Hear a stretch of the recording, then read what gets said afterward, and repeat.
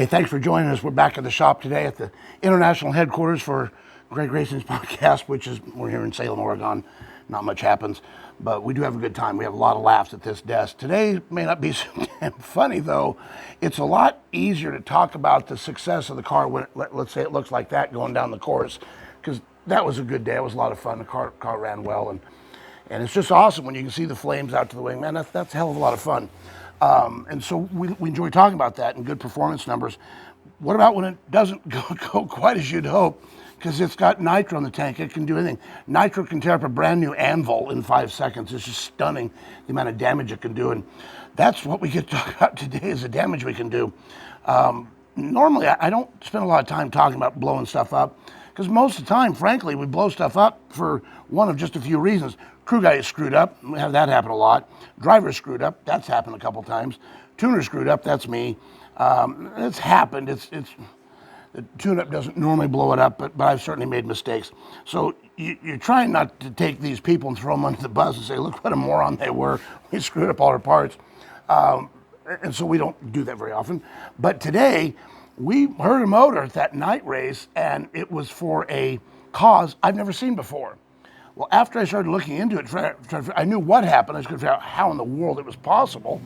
I started looking into it, talked with Jerry, and realized I'm not the only one that's had this happen. In fact, I think I'm one of the lucky ones that ends up with a block that's still probably repairable, because some of the stories I've heard, I don't think there was much left to repair, and it was a lot of money. So I learned after I had this problem, as an example, that Mitch Myers had the problem. And Mitch is kind of like a dog gets on a bone. Well, he don't let go, and he pursues that to the nth degree. And he's got the money to do it too. So he's done a lot of research on this. So we owe Mitch a debt of gratitude for doing the homework that we get to benefit from. Thanks, Mitch. But we learned some stuff. The other one that happened to was John Fink. That guy's incredible, man. That guy's extremely talented. They got a lot of money. They run that car out of New York, I think, which is like on the opposite side of this continent. And 3 days after racing in New York or Jersey or wherever they were here in Woodburn for the points race. Like, oh my God, you guys are insane. And their car runs really well. Jackie Frick drives that car. They do a great job. But the point was, they had the same thing happen. And Darian told me that John had told him it was 20 grand to fix the damage. And it wasn't anything a person had screwed up. So I thought, this is unique. It's never happened. Maybe I should show you what happened, because it's kind of crazy. So here's what happened. We went up for our last pass. It was nighttime. The flames were going to be awesome. Garrett was in the other lane. The air had gotten better, so we both are backing down the power, because we know as the air gets better, it gives you power. So if you don't back it down, you're going to end up smoking the tires. Well, guess what we both did? We both took tire off because we didn't back it down enough. That cooler air gives you a lot of horsepower, and trying to gauge how much you gained, so how much you take out, is not a straight linear equation out of the back of the textbook where they give you the answer. You just kind of fake it and hope you get it right. And sometimes you do, and sometimes you don't. So I'm going to show you what happened here. To do that, I need to show you our computer graph that we get from RacePack, the computer that's on the car, and it records all kinds of channels of data. Most of the channels are straight data, like RPM of the engine, so it just counts how many RPMs the engine turned, or the drive shaft, what's the tire speed, it counts RPMs. But some of them are math channels. So you would, to do engine to drive shaft ratio, you'd divide the drive shaft into the motor and see how many times it turned compared to the others, so you get a ratio. So there's a lot of channels like that. Well, I'm going to show you one of those math channels today that I don't think I've ever talked about, but I get some lines up on the graph. So I'm going to start by showing you what a run should look like, a reasonably good run. So let me move the race pack. This is the race pack called Data Link software, and this there is from which one is that from? I think that's from, yeah, a good run. We went 534 with a 5, and I'm going to flip the channel up here. And if you zoom in here, you can see what the ET was. 534 with a 5, 267. Went 946 to 60. That's a good number. It's moving. Anytime you can go 2.4 to 330, you're moving. If you can go 3.5 to half track, you're moving. So this is good. It's not world record, but it's a good, solid run. We went just about 222 miles an hour to half track, and then out the back door at 534 with a 5. This is a good run. So now we look at, well, what does that look like on the graph? Well, there's 82 channels here. If we throw them all up, it just looks like somebody vomited crayons all over it, and it doesn't really help us. So I'm going to throw up the motor. So here's the motor. So let me tell you what you're looking at here. On the left is RPM, 1,000, 2,000, 3,000, up to top of 8,000. See, we better not ever come close to that. Sidebar, in an injected nitro motor, we will see less RPM on the run, about 64, 6,500, than Joey will see when he leaves the starting line and revs it up. So it's a totally different process. So here's our motor. The basic idea is that we leave it a dead idle around 2,000 RPM down here, step on the gas, it's going to flash to the low 4,000s and then climb to 5,000 as quickly as it can. That's the hope anyway. So that's what the motor does. It basically plateaus all the way till about half track, and then it climbs out. Why? Because that's when the tire has caught up with the car. Here's the drive shaft or tire speed. So you can see something's got to give. Well, what's giving in here is the clutch. So the clutch is slipping until way out here where it locks up, goes 1 to 1, and the motor can rev up. Things I want you to see though, see the bump here and the bump there? It was trying to take the tire off between 1 and 2 seconds out there. So it was moving hard and almost took the tire off. But this is a good run, and it made it. Now watch this. Fuel flow, change color so you can see it. Fuel flow, so at a dead idle, it's about 1.5 gallons on that run that it was eating at an idle. So if we idle for a minute, we're gonna use 1.5 gallons of nitro. But when the pedal goes down and it gets close to 5,000, that's gonna be out here somewhere. Then on that run, we've got 27.25 gallons going in. 27.25 gallons. 27.25 gallons per minute. It's a lot of fuel. Well, here's the ratio I was going to show you that I've never talked about before. It's called cc's per turn. It's just a math equation of how much fuel is going in per revolution, so fuel into the motor, and you get a ratio here of 20, 21 cc's per turn. And that's a good number. It'll burn that. It'll work. Remember that number, because we're coming back to that, because that's not what the next run looked like. So that's a good run. Let's splash all that crap. Now we'll go to the night race here just a few weeks ago. So Tyson steps down on it, and what happens? Well, there's a couple things I want you to see. The first thing is it flashed not very high to 41, 45, but it's what happened next that matters. What happened to the motor? Why does it go clear down here to 403 RPM? 400, and then boom, jumps back up. Well, here's what happened. The computer on the car that controls all that stuff is called the command module, and that's that Leahy device. Those guys are, they have 4-digit IQs. I don't know how they make that crap work, but it's amazing. Well, what happened was Tyson steps down on it, and it's like you reach up to the dash and turn the command module off. All the ignition goes away, blap, shuts off. But then, about 1/10 second later, you flip her right back on. The problem with that is you put a massive amount of fuel in that motor, and you don't have the ignition to burn it. So watch what happens here. This is nuts. This is kind of sickening. So there's our motor. It gets shut off and turned back on. You see it did it more times out here, and I didn't know why. I think I do now. We'll get to that in a minute. Well, here's what the tire did, because it did take the tire off. So it starts to spin a little bit, and then whoop, and it goes straight 1 to 1. So it's smoking the tires. We're going nowhere. Okay, well, but by then the damage was already done. It didn't really matter. So remember the cc's per turn? So if we throw the fuel up here, color we can kind of see, and when we get to 5,000 or 6,000 RPM, you got the same bunch of fuel. But what matters is what happens in this canyon down here. And so even when we're down at the bottom and the motor is only at 400 RPM, but there's still over 14 gallons a minute of fuel going in as it's coming down, as the motor comes down. But check this out. The cc's per turn, remember I told you 20, 21 works? Well, I can tell you that 93 does not work. So at that brief time, I'm just going to scroll back, and we've got 70, 80, 90, 99, and there's somewhere where it's over 100 here. 105 cc's per turn, off the chart. Okay, so what does that mean? Well, we're stuffing in 5 times more fuel than we need, than will fit, than will burn if you had the normal ignition on. So shoving all this fuel in and then turn the ignition back on. What could possibly go wrong? Well, you end up with a way bigger kaboom than you're supposed to have. That's the problem.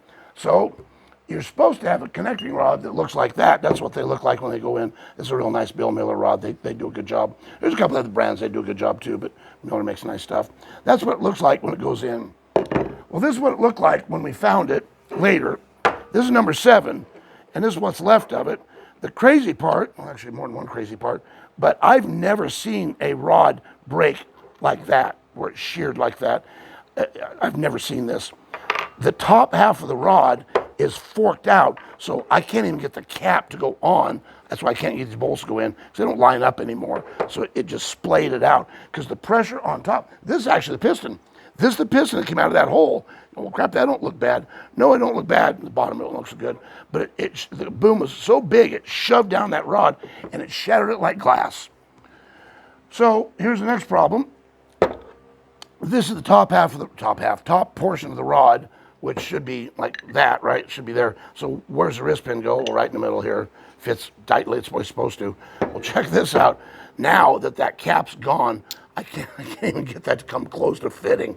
So the point is, as Jerry and I were talking in the podcast, there's crap that goes on inside these nitro motors. We have no idea what's happening in there. We just think we do, and generally we're wrong.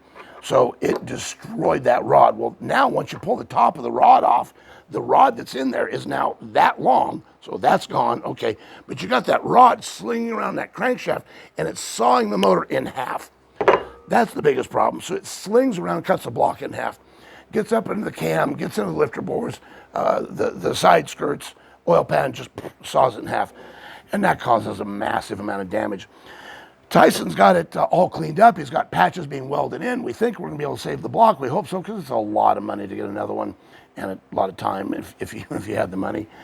So we think we're going to be able to get it repaired, but it's just a massive amount of work. So now we know what happened. The ignition got shut off. Well, who did that? Well, the answer is nobody, me, maybe. Here's what happened. I didn't learn this. I went out there chasing where is the connection break where if I wiggle the wires, it'll go on, off, on, off. There wasn't one. Everything was solid. But there was a unique anomaly on that one pass. We'd hurt parts on earlier passes, so we're having to change cylinder heads and make some other repairs. So that's where our time and energy are. So now we go to start the car to warm it up for the last run, and I flip the switch on that's behind the deflector plate that I've used forever. Doesn't work, no power. Well, that $1.89 switch had given its life, and the wire fell off. I didn't have time to fix it. So Derbs and I, we just bypassed that switch, and we took power directly from the battery, that's what we're going to talk about in a minute, the battery, directly to the command module through a switch that's on the dash. Perfect. What could go wrong? Well, there was a couple things went wrong that I didn't understand at the time.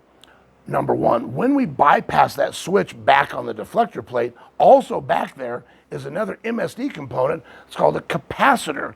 It fills that thing with power, and if the power gets shut off on the run for any reason, that capacitor will feed that command module until it runs out of juice, about 3.5 seconds. So as long as you turn the power on quicker than that, which you can see we did in a 1/10.5 there, it keeps it running, so it wouldn't even know the power had gone off.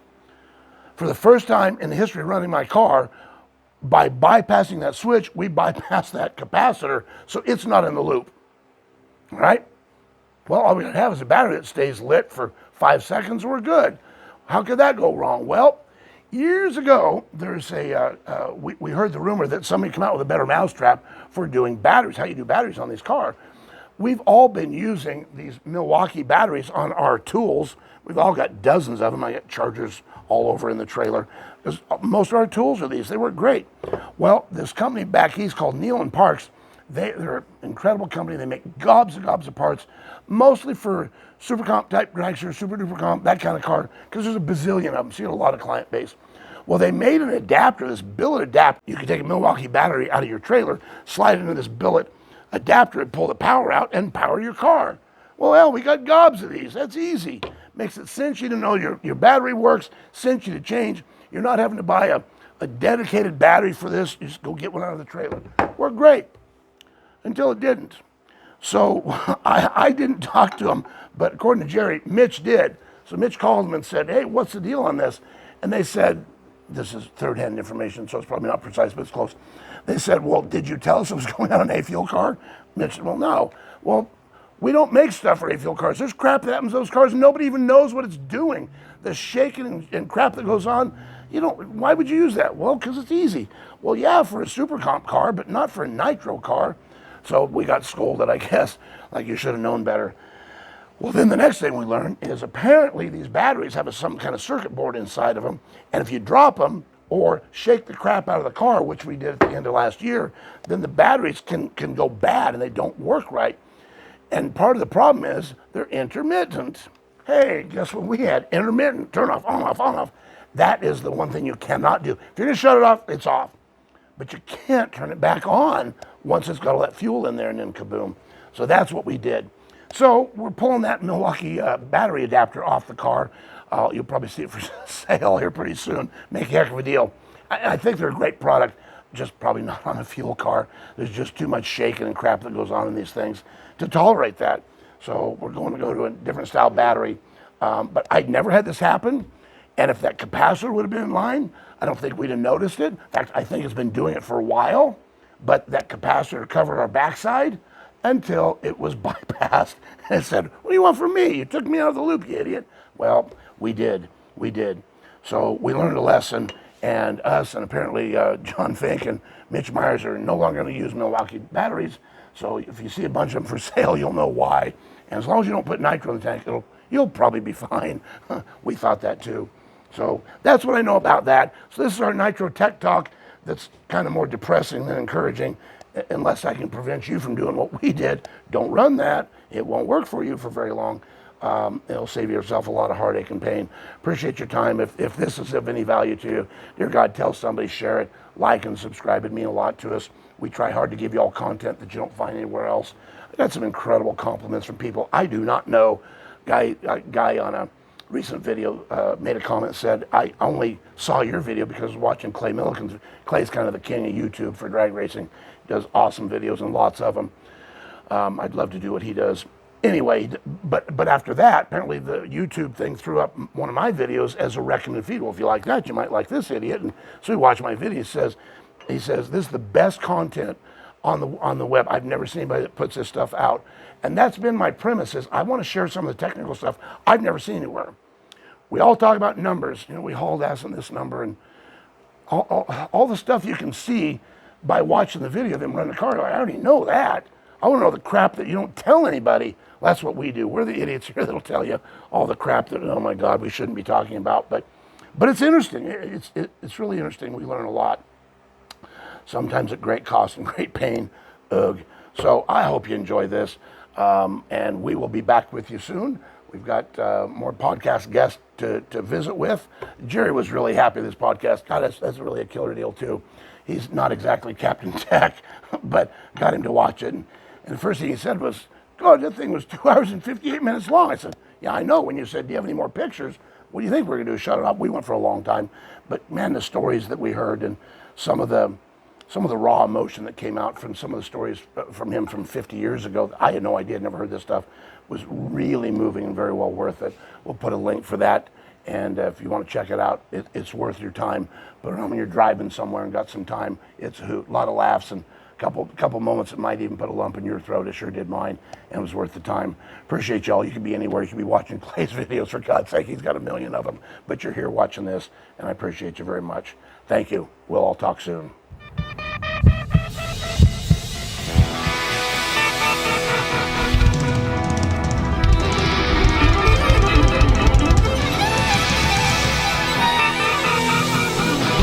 Sisters, thank you so much. We have come so